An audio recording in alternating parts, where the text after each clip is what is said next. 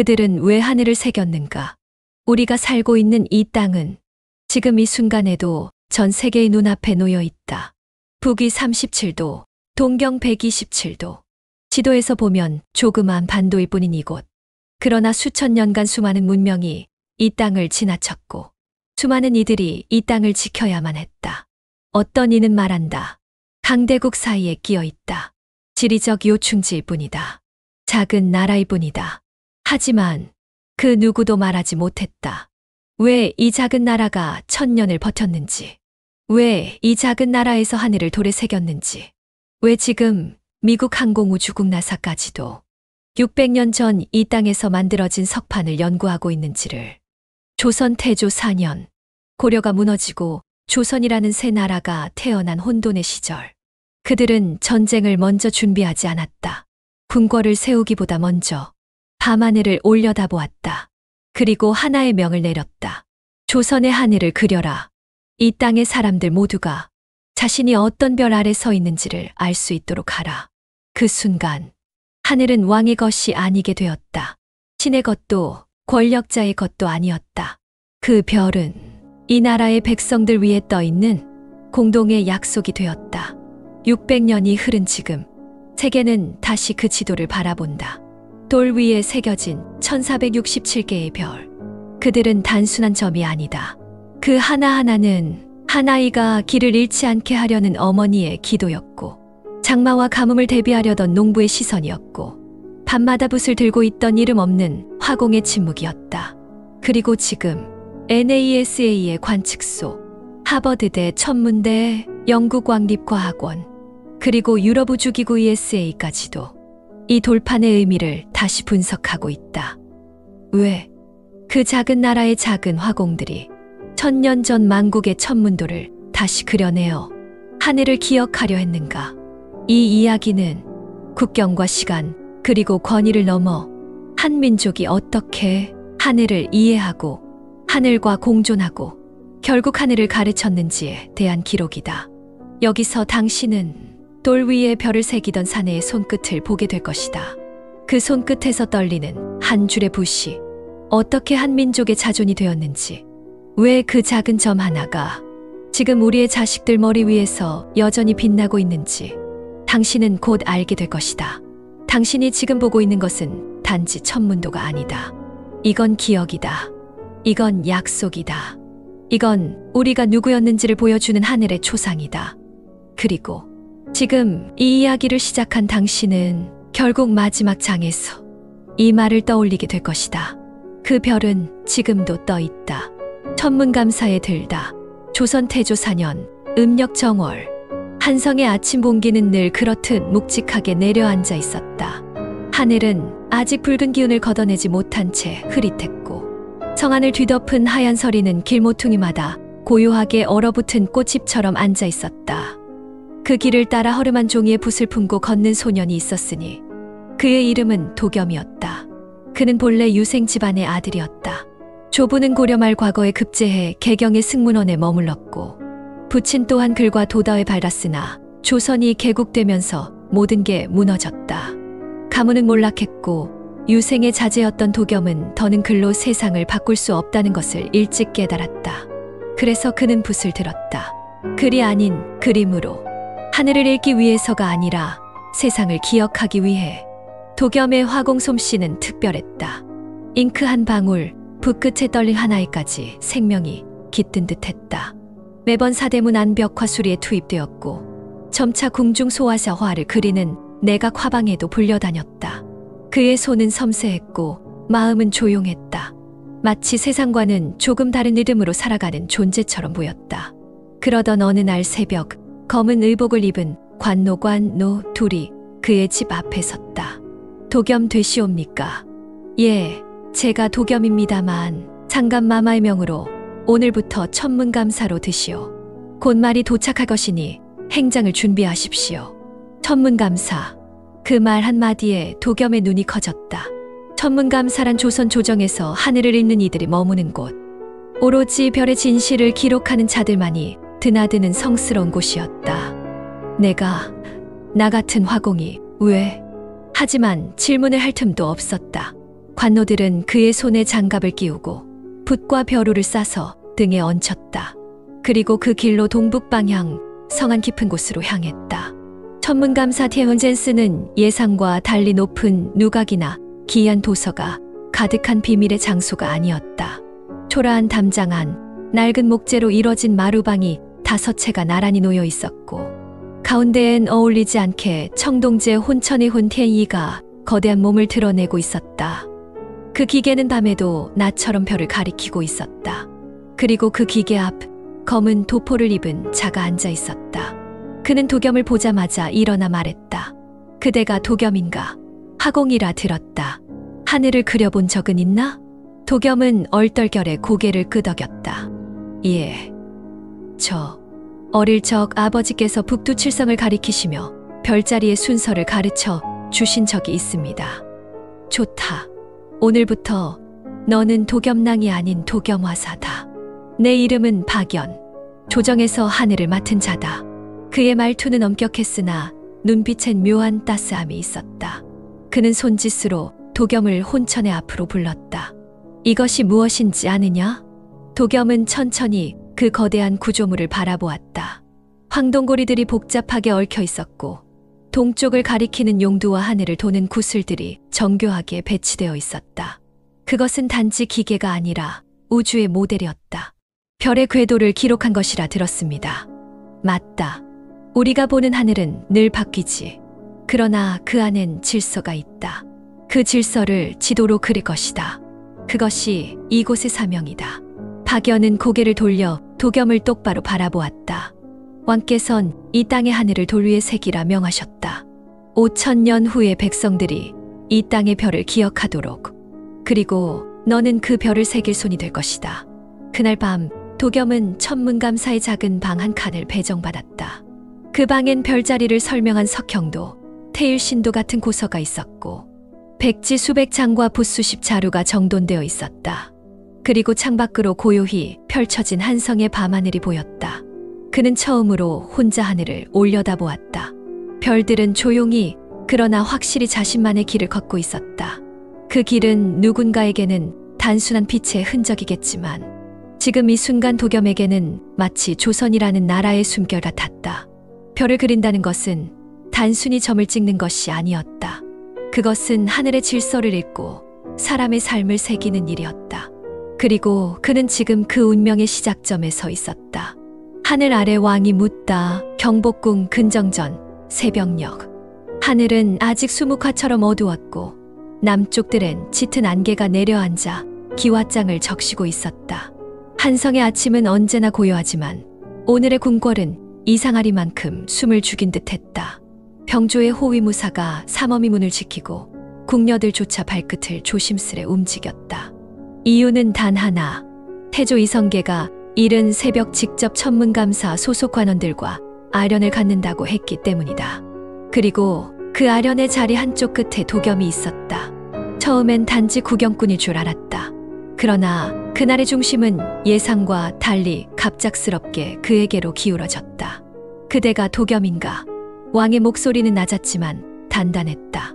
태조 이성계, 고려를 무너뜨리고 조선을 세운 사내.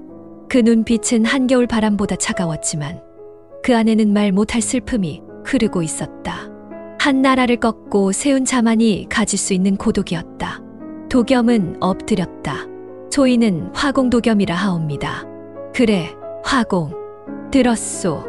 그대가 하늘을 그린다 하더이다. 부끄럽게도 붓을 조금 쥘 줄 아옵니다. 왕은 천천히 걸음을 옮기며 의정부 대신들과 태상씨 그리고 박연에게 시선을 돌렸다. 내가 물을 것이 있다. 모두가 고개를 숙였다. 왜 하늘을 새기려 하는가? 그 순간 침묵이 무겁게 흘렀다. 박연이 나섰다. 전하, 조선의 하늘을 기록함은 후세에 이 땅의 별이 어디에 있었는지를 전하기 위함이옵니다. 백성의 농사에 도움을 주고 국운의 흐름을 읽기 위함이옵니다. 왕은 고개를 끄덕였다. 그 말 틀리지 않소.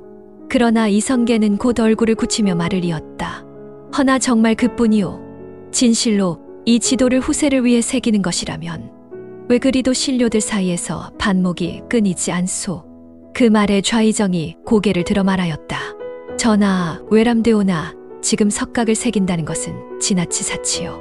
이 나라는 아직 기틀이 잡히지 않았고 백성들은 추위에 떨고 있사옵니다. 별을 새기기보다 쌀을 저장할 창고가 먼저이옵니다. 우의정은 거들었다. 그리고 하늘이란 것은 임금의 상징, 곧 천명태미이옵니다. 별을 돌 위에 새긴다는 것은 곧 하늘의 뜻을 인간의 손으로 다루겠다는 오만이 될 수도. 조선의 하늘이 조선의 것이 아니라는 말이오? 왕의 목소리가 낮게 깔렸다. 말이 끝나기도 전에 그 공간의 공기가 싸늘하게 얼어붙었다. 하늘은 우리 위에 떠 있소. 고려 위에도 요동 위에도 대명다민 위에도 떠 있었소. 허나 그 하늘을 어떻게 이해하고 어떻게 기억할지는 그 나라의 그릇에 달린 것 아니오? 왕은 근정전의 기둥 사이를 천천히 걸었다. 나는 이 나라의 하늘이 누구의 것이냐 묻고 싶소. 대명제국의 것이오? 아니면 한낱 백성도 이해하지 못할 천문학자의 소유요? 그 순간 도겸의 입에서 뜻밖의 말이 흘러나왔다. 그것은 그림이어야 합니다. 모두가 도겸을 바라보았다. 심지어 이성계마저 잠시 걸음을 멈췄다. 도겸은 조심스레 말했다. 하늘은 누구의 것도 아니나 누구에게나 열려있는 것이옵니다. 글로 새기면 배운 자들만 읽을 수 있으나 그림으로 새기면 백성도 아이도 농사꾼도 볼 수 있사옵니다. 박연의 눈썹이 살짝 올라갔다. 신기하다는 듯한 눈빛. 반면 우의정은 노골적으로 코웃음을 쳤다. 감히 화공 하나가 천문학의 원리를 논하겠다는 것이냐? 도겸은 고개를 숙이며 말했다. 소인은 감히 논하지 않사옵니다. 다만 들으면 말없이 전할 수 있고 하늘은 말을 아끼는 자에게 먼저 다가온다. 믿사옵니다. 그 말에 이성계는 조용히 웃었다. 그대 이름이 도겸이라 했소. 예, 전하. 도는 법도요. 겸은 겸손이니 묘한 이름이로군. 그는 박연을 돌아보며 말했다. 이 자를 도와서 도화쇼가 아닌 천문감사에 두시오. 손은 붓을 들되 마음은 하늘을 향하게 하시오. 박연이 고개를 깊이 숙였다. 명받들겠사옵니다. 그날 밤 도겸은 천문감사로 돌아오는 수레 안에서 눈을 감고 있었다. 왕이 묻는다. 왜 하늘을 새기는가? 그 질문은 단순한 과제가 아니었다. 그것은 시대의 본질을 묻는 질문이었다. 나라를 세운 자가, 백성을 먹이는 자가, 그리고 지금 이 밤 별을 그리려는 자에게 내리는 물음. 별을 새긴다는 것은 하늘을 이해하려는 첫걸음이자 이 땅의 정체성을 되새기는 시작이었다. 그리고 도겸은 이제 단순한 화공이 아니었다. 그는 조선의 하늘을 그릴 자가 되었다. 대야성의 유산, 겨울이 길게 눌러앉은 북방의 들판은 고요하지만 잔혹했다. 말발굽 아래 얼음이 깨질 때마다 바람은 비명처럼 울었고 말은 눈발 속에서도 쉼 없이 달렸다. 도겸은 모피 두루마기를 껴입고 수레에 몸을 웅크리고 있었다.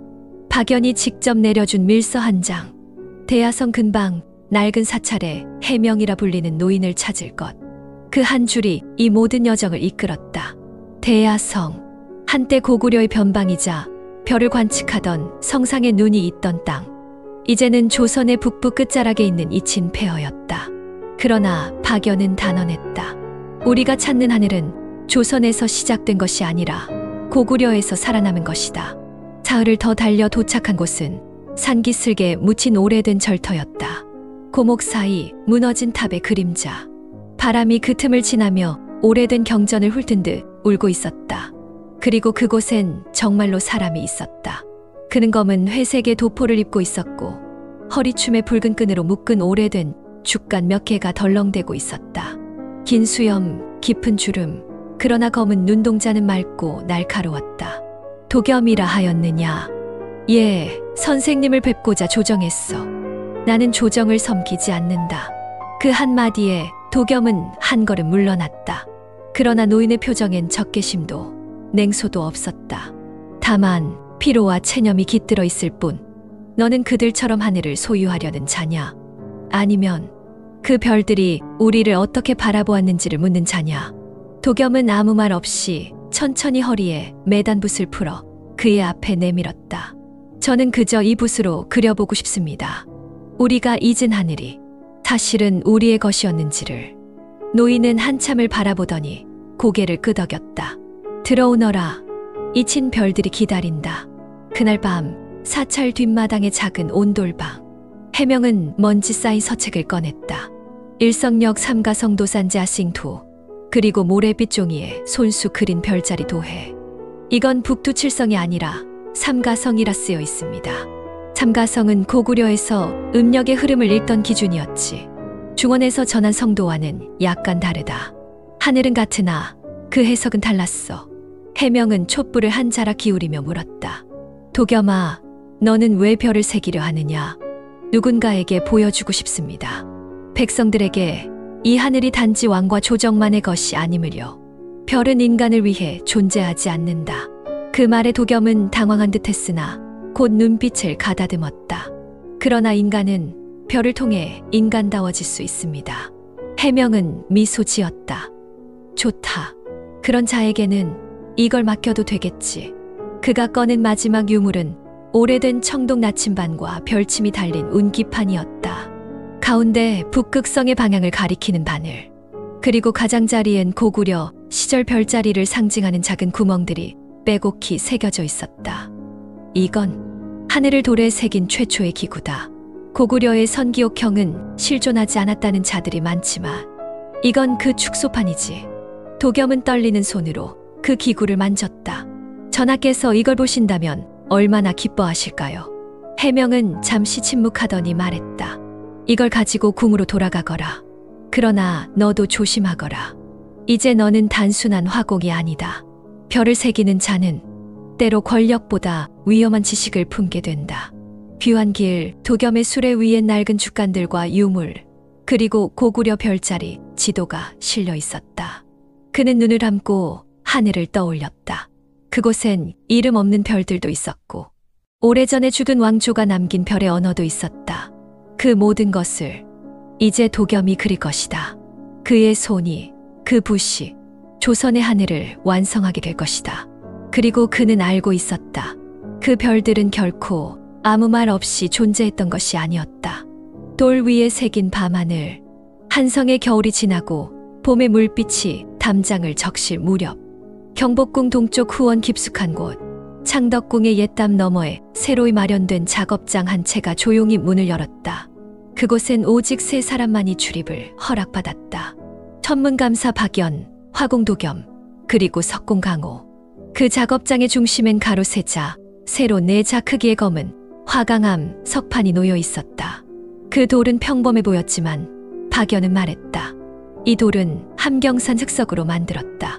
조선 팔도에서 가장 단단하고 결이 곱고 겨울에도 갈라지지 않는다. 이 돌 하나가 조선의 하늘이 된다. 처음엔 한 장의 흑백 도회로 시작되었다. 도겸은 고구려에서 가져온 삼가성 도산지 아싱도와 조선의 위도에 맞춘 혼천의 데이터를 비교하고 별자리 하나하나의 위치를 수정해 나갔다. 이 별은 북두칠성에서 13도 남쪽, 그리고 이건 조선에서 볼 때 기울어진다. 잠깐, 여기 오차야. 도겸은 반복해서 선을 그리고 지웠다. 낮에는 별을 계산하고 밤이면 다시 하늘을 올려다보았다. 작업장이 잠든 뒤에도 그는 종종 혼자 나무 바닥에 앉아 조용히 별빛을 스케치했다. 그런 그의 곁엔 박연이 늘 서 있었다. 화공 도겸. 이 작업은 그림이 아니라 시간이다. 하늘은 매일 같아 보여도 1년에 사흘씩 달라진다. 너는 지금 단지 별을 찍는 것이 아니다. 하늘의 기억을 그리는 것이다. 도겸은 고개를 숙이며 답했다. 별을 돌에 새긴다는 게 이렇게 무서운 일인 줄은 몰랐습니다. 수백 장의 도면이 완성되자 이제 돌 위에 실제 새김 작업이 시작되었다. 박연은 조심스럽게 지도 중앙을 가리켰다. 여기가 북극성이다. 모든 별은 이곳을 기준으로 회전한다. 이것이 조선의 하늘 중심이다. 그 말을 들은 석공강호가 고개를 끄덕였다. 별은 점이 아니다. 돌 위엔 구멍으로 남는다. 그는 쇠망치를 집어들고 돌 위에 작고 정확한 점을 새겨 넣기 시작했다. 1467개의 별, 각각의 위치, 이름, 연결된 별자리, 그리고 분야 펀예. 이건 태양과 달이 지나가는 길. 황도. 이건 5 행성의 경로. 죽음화 목토. 박연은 마치 기도하듯 도겸에게 설명했다. 이 돌은 단지 과학이 아니다. 이건 조선이 하늘을 어떻게 받아들이는가에 대한 사상이다. 우린 지금 민족의 기억을 새기는 중이다. 도겸은 그 말에 가슴이 먹먹해졌다. 새김 작업은 81일이 걸렸다. 눈이 오고 꽃이 피고 비가 내리고 다시 맑아질 동안 그들은 매일 아침 같은 옷, 같은 자리에 앉아 돌과 마주했다. 하루에도 수십 번 박연과 도겸은 논쟁했다. 이 위치, 오차입니다. 계산상으론 이 별이 좀 더 동쪽이어야 합니다. 하지만 도겸, 백성들이 그걸 이해하겠소. 너무 과학적이면 그건 상징이 되지 못해. 과학이 진실이라면 그것이 상징이어야 합니다. 하지만 진실대로 사람의 눈엔 무심하게 보여야 할 때도 있소. 그들은 티격태격했다. 예술과 과학, 철학과 현실. 하지만 이상하게도 매번 갈등 끝엔 더 정교한 설계도가 탄생했다. 마침내 마지막 별 하나가 새겨지는 날, 도겸은 손을 떨며 작은 구멍을 바라보았다. 이건 무슨 별입니까? 박연은 조용히 말했다. 그 별엔 이름이 없다. 그러나 이 땅 어딘가 한 농부가 밤마다 바라보며 소를 모는 별이겠지. 지도엔 없는 별이지만 누군가에겐 세상의 중심일 수도 있다. 도겸은 조용히 붓을 들었다.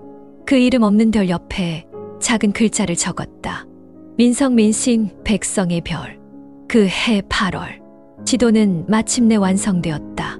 태조 이성계는 직접 도착해 완성된 지도를 바라보았다. 그리고 천천히 말했다. 돌이 숨을 쉬는 것 같구나. 박연이 엎드려 말했다. 전하, 이 하늘은 이제 조선의 것입니다. 왕은 묵묵히 고개를 끄덕였다. 그러고는 돌판 아래에 작은 은함을 묻게 했다.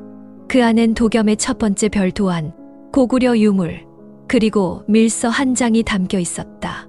이 지도를 보게 되는 후세여. 이 돌은 하늘을 새긴 것이 아니라 우리를 새긴 것이다. 하늘을 가르다. 지도는 완성되었고 돌은 말없이 하늘을 품고 있었다. 그러나 조선은 조용하지 않았다. 한여름 남쪽에서 왜구의 함대가 경상도 앞바다를 휘저으며 올라오고 있었다. 동래와 김해에 웅천은 불타올랐고 도망친 백성들은 땀과 피로 한양까지 몰려들었다. 전하, 병조판서입니다. 왜구의 수가 이전과 다릅니다. 그들은 단순한 약탈이 아닙니다. 조직되어 있습니다. 마치 누군가의 유도 아래 움직이고 있단 말인가. 이성계의 눈빛이 서늘해졌다. 그날 밤 의정부 대신들은 모였다. 그리고 오래 숨겨온 또 하나의 논의가 드러났다. 전하, 외람되오나 하늘을 새긴 지도를 백성 앞에 전시하겠다는 것은 아직 시기상조라 사료되옵니다. 시기상조. 이 나라는 아직 불안정합니다. 별이 1000명이라면 그 1000명을 석판에 새긴다는 것은 신민에게 왕권의 신비를 스스로 내어주는 것과 다름없사옵니다. 그 말에 박연이 자리에서 벌떡 일어났다. 그 말이야말로 진정한 오만입니다. 하늘은 백성 위에 떠 있습니다. 왕도, 신하도, 장수도 그 별 아래 서 있을 뿐입니다. 그러자 좌의정 유서재가 반격했다. 하늘은 고요하고 질서는 단단하나 그 하늘을 해석하는 자는 사람입니다. 그런데 그 해석을 붙든 자와 쇠망치를 쥔 자가 내리겠다고요? 하늘은 천문감사의 것이 아니옵니다. 그 순간 도겸이 조심스레 나섰다. 그럼 누구의 것입니까? 모두의 시선이 그의 말에 멈췄다. 도겸은 담담하게 말했다. 하늘은 우리가 태어나 처음 본 얼굴이고 죽을 때까지 매일 함께 걷는 길입니다. 그것이 어찌 몇몇 이들의 소유가 될 수 있겠습니까? 며칠 뒤 박연은 몰래 도겸을 불렀다. 그의 얼굴엔 고된 밤이 드리운 그림자처럼 피로가 앉아 있었다. 도겸 지도를 누군가 훔쳐보았네. 누군가 돌의 위치와 내용을 외부로 유출했어. 누구입니까? 확실하진 않아. 그러나 좌의정 유서재의 측근 중 하나일 가능성이 커. 그들에겐 하늘이 아니라 권위가 중요하거든. 도겸은 조용히 입을 닫았다. 그리고 이내 입을 열었다. 지도를 숨기시겠습니까? 박연은 잠시 말없이 그를 바라보았다. 아니다. 그는 고개를 끄덕이며 단호히 말했다. 우리가 돌에 새긴 것은 별이 아니라 진심이다. 백성이 처음으로 자기 하늘을 볼 수 있는 기회다. 그것을 뺏는다면 우리는 스스로 별빛을 가리는 자가 되지. 며칠 후 결국 일이 벌어졌다. 도성 한복판. 밤. 불타는 작업장. 석판의 일부가 깨졌고 작업 도면은 불에 타 재가 되었다. 지도를 전시하기 위한 준비물이 모두 불탔다. 현장엔 좌의정 유서재의 사촌이 도둑으로 붙잡혔다. 누구의 명이냐? 나는 명을 받은 적 없다. 다만 나라의 위엄을 지키려 했을 뿐이다. 그날의 사건은 조정 전체를 흔들었다. 왕은 모든 대신들을 불러 근정전에 모았다. 이제 물을 차례다. 이 하늘을 감출 것인가? 펼칠 것인가? 모두가 침묵할 때 도겸이 걸어 나섰다. 그는 앞에 놓인 깨진 돌판 조각 하나를 들고 있었다. 전하, 이 돌은 깨졌지만 별은 사라지지 않았습니다. 그 별은 여전히 하늘에 있습니다. 이 돌은 백성들이 그 하늘을 처음으로 자기 것이라 말할 수 있는 기회입니다. 왕은 조용히 고개를 끄덕였다. 도겸, 그대는 이제 하늘을 그린 자가 아니라 하늘을 가르친 자가 되었소. 그날 이후 천상열차 분야 지도는 조선 최초로 백성에게 공개된 과학도가 되었다. 서울 근교의 항교와 서당마다 모사본이 배포되었고 농사력과 기후 달력, 시계 장치에도 활용되었다. 밤이면 아이들이 그 별자리를 손가락으로 짚으며 물었다. 저 별이 민성이에요. 엄마, 그 모든 순간 도겸은 하늘을 가르친 것이 아니라 사람이 하늘을 기억하게 만든 것임을 깨달았다. 그 별은 지금도 떠 있다. 600년을 넘어 현대까지 천상열차 분야 지도가 남긴 정신과 울림을 담아냅니다. 이 장은 15세기 조선에서 21세기 대한민국으로 넘어가는 구조로 과거와 현재가 맞물리고 연결되며 감동적인 울림을 남기도록 구성했습니다. 감상적으로 동시의 사유와 자부심이 깃든 언어로 마무리합니다. 그 별은 지금도 떠 있다. 서울 2025년 봄 국립중앙박물관 특별전 조선의 하늘 천상열차 분야지도 전시실. 유리관 앞에 선 사람들은 조용했다. 어느 누구도 목소리를 높이지 않았고 아이들은 유리 너머 검은 석판 위 작은 별 구멍을 손가락으로 따라가고 있었다. 별은 그저 점이 아니었다. 600년 전 누군가가 떨리는 손으로 돌에 새긴 숨결의 흔적이었다. 전시를 맡은 학예 사는 유럽에서 온 손님들을 향해 설명하고 있었다. 그들 중엔 회색 양복을 입은 중년 남자가 있었는데 그는 유리를 한참 들여다보더니 천천히 말문을 열었다. 이건 단순한 천문도가 아닙니다. 이건 문명의 선언입니다. 그의 이름은 프란츠 라이너. 독일 하이델베르크대 천문학 박사이자 나사 협력연구원이기도 했다. 별은 모든 인간 위에 떠 있죠. 하지만 별을 어떻게 이해하느냐는 각 문명의 수준을 보여줍니다. 그리고 이 지도는 15세기 동아시아 문명권 안에서 가장 민주적인 하늘 해석이라 할 수 있습니다. 그가 손가락으로 한 곳을 짚었다. 여기 민성민싱, 백성의 별. 조선은 하늘을 왕의 권위로 쓰지 않았어요. 하늘을 함께 보는 것이라 여긴 거죠. 박물관 뒤편의 기록 보관실. 고서복원가 신윤희는 조선 초기의 기록을 번역 중이었다. 그녀의 책상엔 낡은 죽간이 한 자락 놓여 있었고 그 끝엔 이런 글이 적혀 있었다. 이 지도를 보게 되는 후세여. 이 돌은 하늘을 새긴 것이 아니라 우리를 새긴 것이다. 신윤희는 그 문장을 손끝으로 천천히 짚었다. 그 순간 그녀의 머릿속엔 이상하리만치 선명한 장면이 떠올랐다. 밤하늘 아래 돌판 위에 별을 새기던 한 사내. 도겸. 그는 붓을 들고 있었고 긴 새벽마다 혼자 앉아 하늘을 올려다보며 별 하나를 그릴 때마다 숨을 죽이고 있었다. 시간은 흐른다. 모든 나라는 지도를 만든다. 지형을, 권력을, 영토를. 그러나 하늘을 지도화한 나라는 드물다. 왜냐하면 하늘은 소유의 대상이 아니기에 그 위에 지도를 그리는 건 과학이자 철학이며 신념이기 때문이다. 조선은 그것을 해냈다. 어느 외국 교수는 말했다. 천상열차 분야 지도는 위대한 도전입니다. 자신의 하늘을 정의할 줄 아는 민족만이 자신의 역사도 정의할 수 있습니다. 밤, 서울의 한 초등학교 운동장. 한 선생님이 작은 아이들에게 손전등을 하나씩 나눠주고 있었다. 얘들아, 저기 북두 칠성 보이지? 옛날엔 이 별자리가 겨울이 오는 걸 알려줬단다. 아이 하나가 물었다. 선생님, 그럼 저 별은요? 저기 저 반짝이는 거. 선생님은 웃으며 말했다. 아, 그 별? 그 별은 민성민싱이라고 해. 누군가가 600년 전에 만든 이름이래. 진짜요? 이름도 예쁘다. 한 아이는 손전등을 들고 밤하늘을 향해 천천히 선을 그렸다. 그 선은 허공에 흩어졌지만 그 순간만큼은 하늘이 그 아이의 것이었다. 한편 박물관 유리관 앞에서 마지막 인사를 하던 프란츠는 잠시 눈을 감고 말없이 석판 앞에 고개를 숙였다. 그리고 메모장에 이런 글을 남겼다. 지금 이 순간 우리는 고대의 숨결 앞에 서 있다. 과학이 예술이 되었고 예술이 역사로 남았다.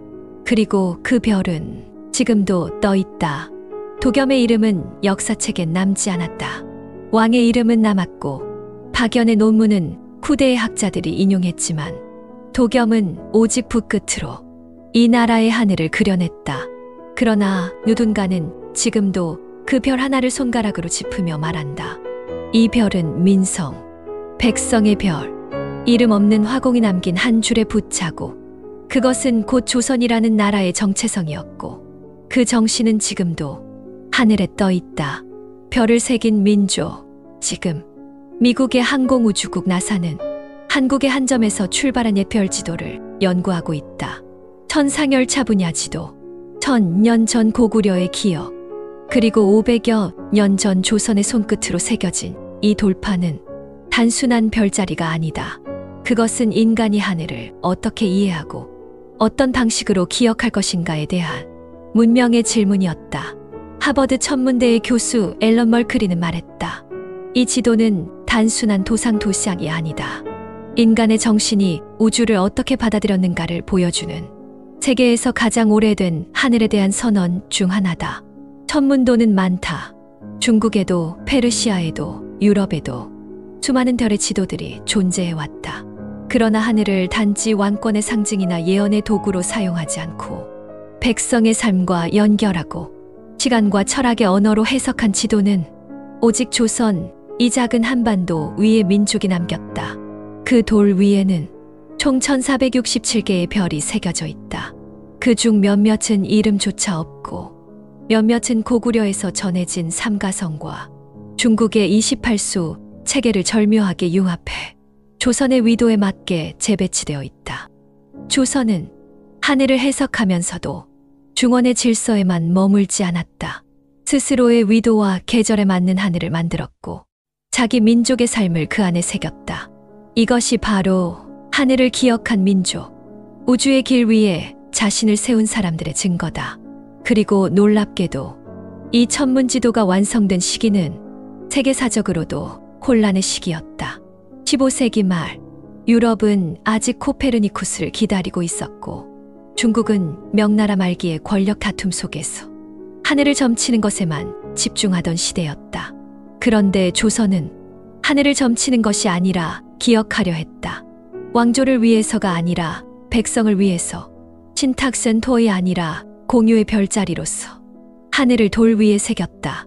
그 정신은 오늘날에도 세계의 과학자들이 다시 그 지도를 꺼내어 놀라움 속에 연구하게 만들고 있다. 나사는 이 지도를 통해 동아시아 고대 천문학이 현대 우주관측 기술의 뿌리로 작용할 수 있음을 언급했다. 특히 별의 상대 위치, 황도와 천구좌표계의 계산 방식, 지구의 세차운동에 따른 별의 변화를 정확히 계산한 기록물이라는 점에서 지금도 천체 위치 소프트웨어 보정 자료로 사용될 수 있는 가능성도 제기되고 있다. 어느 날 한 미국 과학자가 한국에 방문해 말했다. 600년 전 여러분의 조상은 별을 단지 보는 존재가 아니었습니다. 별을 그릴 줄 아는 존재, 더 나아가 별을 공유하고 나누려는 존재였죠. 그것은 과학을 넘은 문명의 품격입니다. 우리의 조상은 땅 위의 전쟁만 기록한 민족이 아니다. 하늘을 기억했고 별의 순서를 외웠으며 우주에 존재하는 법칙을 돌 위에 새기며 사람으로 살아가는 법을 담아냈다. 그 지도는 결코 한 사람의 업적이 아니었다. 하늘을 올려다본 농부의 시선, 자식을 위해 날씨를 걱정하던 어머니의 기도, 하루를 다듬으며 별빛 아래 조용히 붓을 잡았던 도겸의 손끝, 그 모든 것이 이 석판 하나에 깃들어 있다. 그리고 지금 우리는 그 위대한 유산을 보고 있다. 돌은 말이 없지만 그 돌 위에 점 하나하나는 말하고 있다. 나는 여기 있다. 나는 내 하늘이다. 나는 너의 조상이 새긴 별이다. 600년이 지났다. 별은 바뀌었고 하늘의 모습도 달라졌지만 그 별을 바라보는 우리의 눈만은 아직도 그 옛날과 다르지 않다. 우리는 하늘을 새긴 민족이다. 우리는 별을 기억한 사람들의 후손이다. 그리고 그 별은 지금도 우리 머리 위에 떠 있다.